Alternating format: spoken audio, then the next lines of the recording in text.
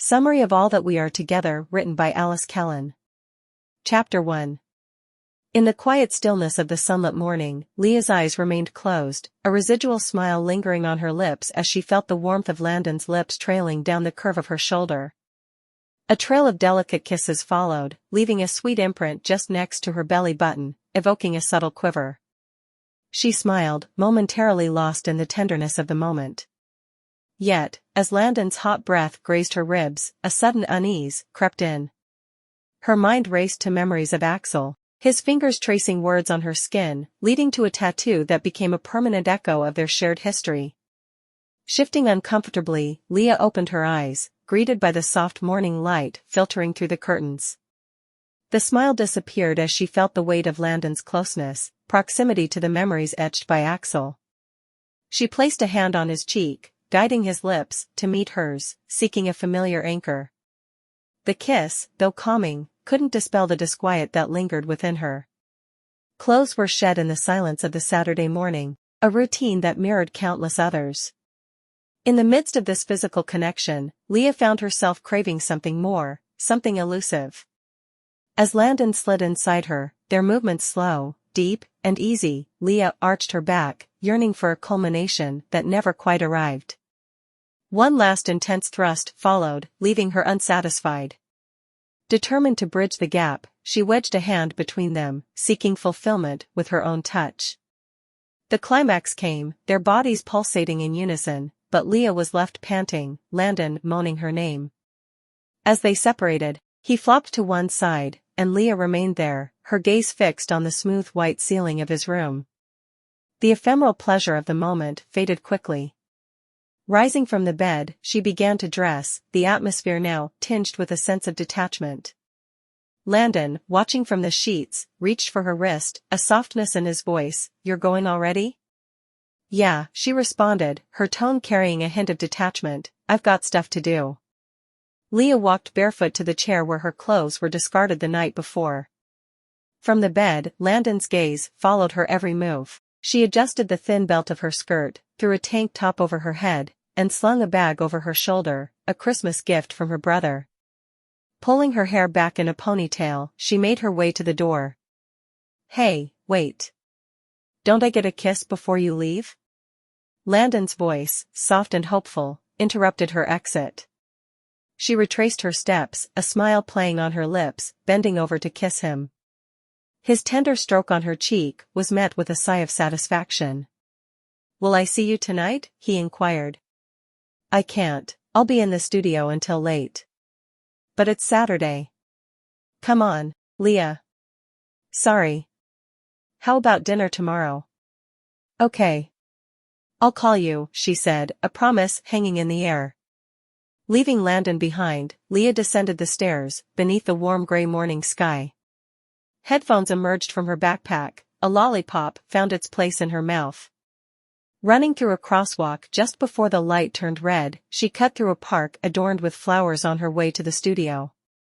The studio, as she clarified, was not entirely hers, but a space earned through hard work and a college scholarship. The scent of paint greeted her, and she dropped her belongings into a plush armchair before donning a smock. Her sanctuary, though not entirely owned, provided a refuge from the complexities of her personal life. As Leah approached the canvas overlooking the old attic space, the scent of paint intensified. Memories crashed down, and she shook, her hand trembling as she observed the delicate outlines of waves, splatter of foam, and iridescent sunlight radiating from the canvas. A wood-handled palette knife in hand, she mixed colors, glancing from the corner of her eye at the challenging canvas before her. The painting mirrored a stretch of beach, a place she knew well, a place where Axel's fingers once traced words on her skin. The memories flooded back, a trembling in her stomach recalling the night she had to paint that particular scene, a night when the urgency to recreate the beach overwhelmed her, despite 3 years of physical absence from the place. 3 years without that bit of sea, so different from all the others. 3 years in which everything had changed. 3 years without seeing him. 3 years without Axel. As she painted, Leah grappled with the weight of those years, the passage of time, and the transformation within herself. The canvas became a battleground, challenging her to reconcile with the past. Waves crashed against the shore, embodying the tumultuous emotions within her. The iridescent sunlight on the canvas reflected moments of fleeting happiness amidst the shadows. With a palette knife in hand and colors mixed on the palette, Leah confronted her memories. The studio, filled with the scent of paint, became a cocoon where she wrestled with the complexities of love and loss. Axel's absence loomed large, a specter haunting the edges of her consciousness. The ordinary details of her departure from Landon's place, grabbing a lollipop, running through a crosswalk, masked the internal turbulence. The studio offered a haven, a space where Leah could pour her emotions onto the canvas. It was a creative refuge earned through hard work, a tangible representation of her journey through college. As Leah painted, the beach scene unfolded, a symbol of a past that continued to shape her present. The trembling in her hands mirrored the emotional turmoil within. The canvas, challenging yet therapeutic, became a vessel for her memories, each stroke a deliberate attempt to capture the essence of a place she hadn't seen in 3 years. The passage of time, depicted in the waves frozen on the canvas, paralleled Leah's internal struggle. 3 years without Axel had left an indelible mark, a yearning for a connection that remained just out of reach. The painting, in its intricate details, encapsulated the depth of her emotions. As Leah stood before the completed artwork, the scent of paint lingering in the air, she grappled with a sense of catharsis. The canvas bore witness to her journey, through intimacy with Landon, through the mundane moments of departure, and into the embrace of her art. The unresolved echoes of Axel and the unspoken complexities of her heart lingered, leaving Leah standing at the intersection of her past and present, the studio serving as a bridge between the two realms. Chapter 2. In the hushed embrace of the pre-dawn ocean, I found myself enveloped by a moment of profound solitude. The faint light of dawn painted the waves in a surreal hue, casting shadows that danced across the water's surface like whispers in the wind. Gliding effortlessly down the towering wall of the wave, I surrendered myself to the gentle rhythm of the sea, closing my eyes as I descended into its depths. The world above seemed to fade into obscurity, the sounds of the waking world growing distant with each passing moment. There was only the cool embrace of the water, the muted symphony of the waves, and the steady thud of my heartbeat echoing in the cavern of my chest. It was a moment of pure serenity, a fleeting respite from the chaos of life. But as I sank deeper into the abyss, a familiar sensation began to gnaw at the edges of my consciousness. A subtle pressure built in my lungs, a reminder of the fragile boundary between life and the void. I resisted the urge to open my eyes, clinging to the darkness as if it could shield me from the impending reality. When the ache in my chest became too much to bear, I reluctantly opened my eyes and kicked upwards towards the surface. The world above rushed back into focus with startling clarity, the dawn sky awash in hues of pink and gold. Gasping for air, I broke through the surface, the cool breeze washing over my skin like a benediction. But despite my desperate attempts to fill my lungs, the emptiness remained. I sucked in breath after breath, each one leaving me feeling more hollow than the last. It was as if no amount of air could sate the insatiable hunger that gnawed at my core. I clung to my surfboard like a lifeline, the smooth surface digging into my palms as if to anchor me to the present moment. With each passing second, the weight of my existence pressed down upon me like a leaden shroud, suffocating me in its relentless embrace. And so I floated there, adrift in the solitude of my sea, the waves rocking me gently back and forth like a cradle. The world around me seemed to blur into a kaleidoscope of swirling colors and fragmented memories, each one a testament to the fragility of life and the futility of human endeavor. In the midst of it all, I found myself grappling with a question that echoed in the recesses of my mind: when would I ever be able to breathe again?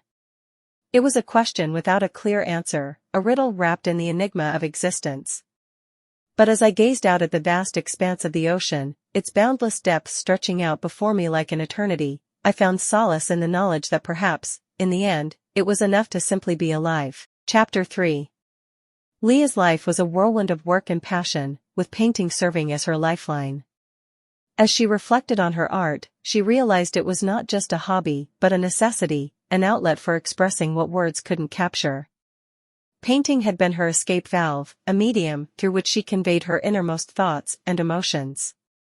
Yet, amidst her dedication to her craft, Leah couldn't shake off the feeling of longing for Axel, a presence deeply intertwined with her past birthdays and cherished memories. On her 23rd birthday, amidst the routine of work and introspection, Leah's friends from school organized a party for her. Amidst the celebrations, a call from Blair, sharing news of her baby being a boy, brought unexpected joy to Leah's day. However, it was Axel's absence that left a void in her heart, his presence a fixture in her past birthdays, his gifts and wishes a cherished memory.